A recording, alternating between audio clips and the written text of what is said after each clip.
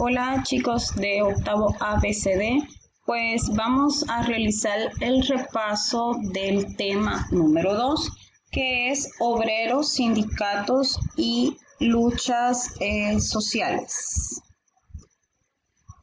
Así que cualquier consulta, aporte que usted quiera hacer, pues nos lo deja acá en los comentarios.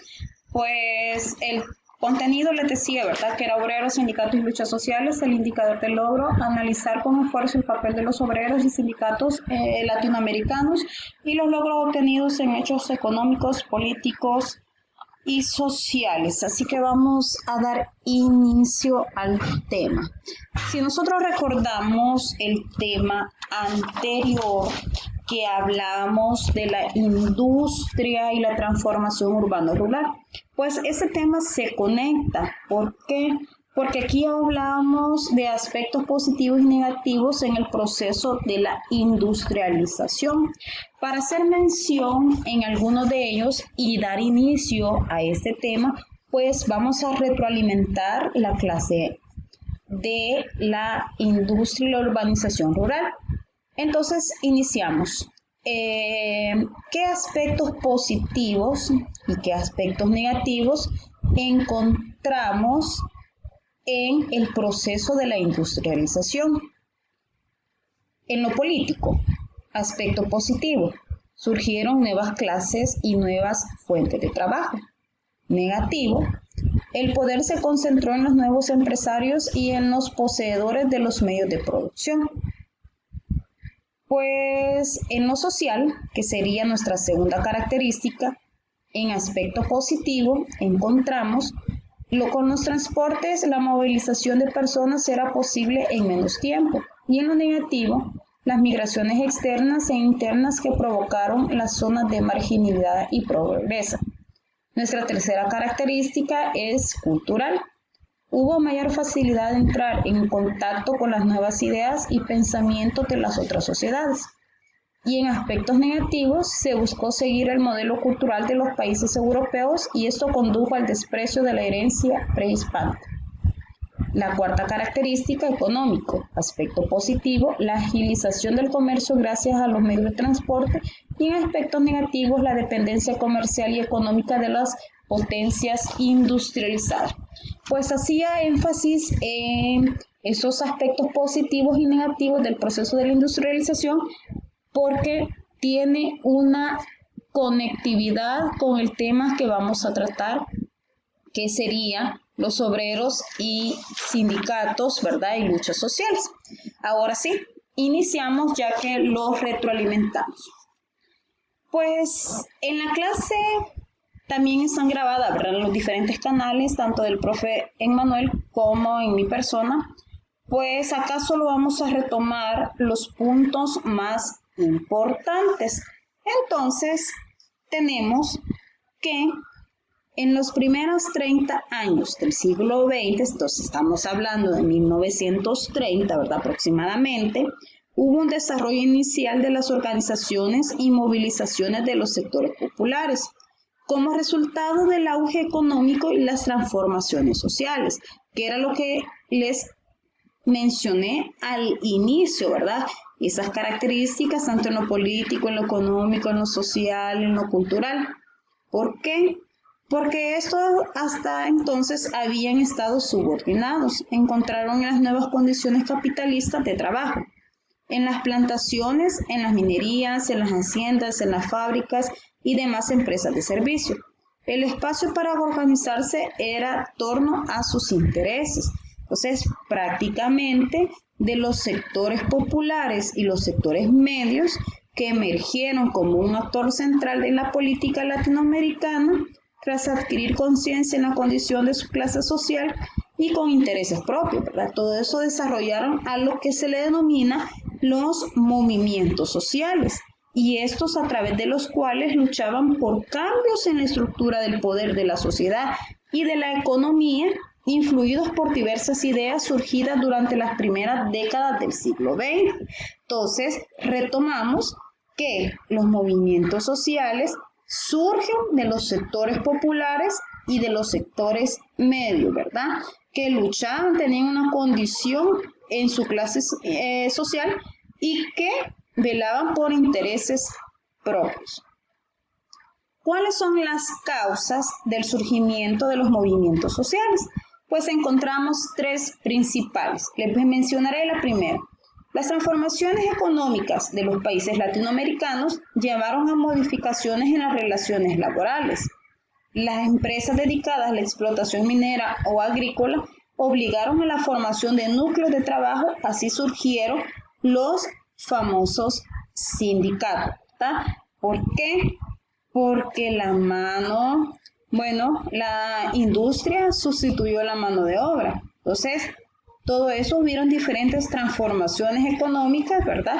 Y modificaciones laborales. Entonces, de estas empresas que se dedicaban explícitamente a la explotación minera y agrícola, pues no les quedó más que formar sus propios sindicatos. La causa número 2, la migración trajo consigo sectores obreros con experiencia en la relación con los patronos. Algunos de ellos son influencias socialistas y anarquistas, es decir, la formación política y experiencia en la lucha sindical. ¿Qué quiere decir esta causa? Que la migración, ¿verdad? Tuvieron que emigrar del campo a la ciudad. La transformación urbano-rural. Entonces, todos estos obreros, pues, tuvieron que irse, ¿verdad?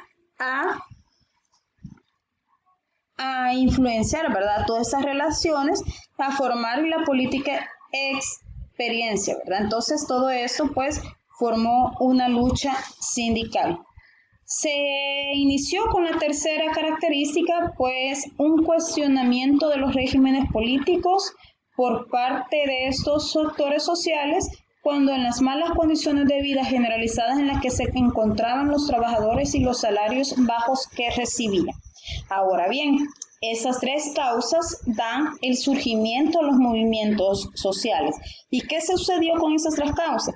Pues la inserción del mercado y a la política mundial, ¿verdad? América Latina comenzó a configurar en el medio cultural y en la circulación de ideas.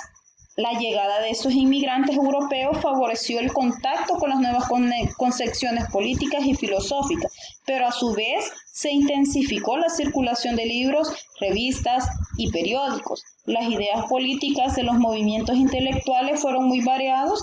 Entre las más relevantes para estos nuevos grupos sociales, pues encontramos el imperialismo y el marxismo. Vamos a explicar en qué consistió el antiimperialismo. Pues era una oposición política que surgió a finales del siglo XIX y que se caracteriza por una categoría de oposición al imperialismo. El cubano José Martí puede considerarse como el primer formulador de un pensamiento antiimperialista en América Latina. En gran medida, ¿por qué? Porque luchó por la independencia de Cuba, del colonialismo en español y coincidió con el ascenso del dominio de Estados Unidos. Todo esto pues relacionó así el antiimperialismo como un anti-norteamericano. También tenemos el marxismo. ¿Y en qué consistía el marxismo? Pues estaba ligado a las ideas de izquierda, que se constituyó en una forma de reacción contra los poderes hegemónicos. Los obreros intelectuales, universitarios e indígenas pues adoptaron estas ideas y en base a estas ideas pues surgen los diferentes movimientos sociales. Por ejemplo, dentro de los movimientos sociales encontramos el movimiento de campesinos e indígenas. Si nosotros vemos el sector campesino, que eran los empobrecidos, ¿verdad? Por la dinámica económica agroexportadora, iniciaron la lucha por demandas relacionadas con su derecho a la propiedad y la explotación de la tierra. Las reivindicaciones indígenas y campesinas iban dirigidas sobre todo al problema de la tierra. Durante el inicio del siglo XX se vivió un proceso de exclusivización de la tierra a causa de la expropiación por parte de latifundistas y empresas extranjeras. Pero, por otra parte, los indígenas reivindicaban el respeto a su identidad política, social y cultural, pues este movimiento indígena surgió en la década de 1920 y fue la representación más importante en el campo ya que México y Perú, pues el indigenismo tuvo mayor influencia en el desarrollo. ¿Por qué? Por la gran cantidad de población indígena, el respaldo que obtuvieron muchos intelectuales, ya que estas luchas estuvieron involucradas en el despojo que habían sido objeto durante la conquista y la colonia. Pero era evidente que no fue solucionada por las autoridades de la República, sino que conformaron durante el siglo XIX. Y si en la década de 1920 pues comenzaron, ¿verdad?, las diferentes formas de movimientos campesinos indígenas en América Latina. En algunas zonas se ha asimilado el concepto indígena al campesino. Sin embargo, existen zonas en donde esta diferencia es notoria. Por ejemplo, en Brasil, Colombia, Venezuela, existe gran parte de campesinos que no son indígenas, y en cambio en México, Centroamérica y la zona andina predomina la población indígena que trabaja en la tierra. Entonces, vemos que nosotros, pues también como el país El Salvador, ¿verdad?, somos descendencia indígena, ¿verdad?, campesinos que han labrado en la tierra. El segundo movimiento son los obreros. La clase obrera fue incrementándose y asumiendo un papel protagónico en el desarrollo histórico de América Latina, ¿verdad? Por ejemplo, en 1930, los nuevos proletariados venían del campo huyendo a la expansión de los terratenientes y el desempleo.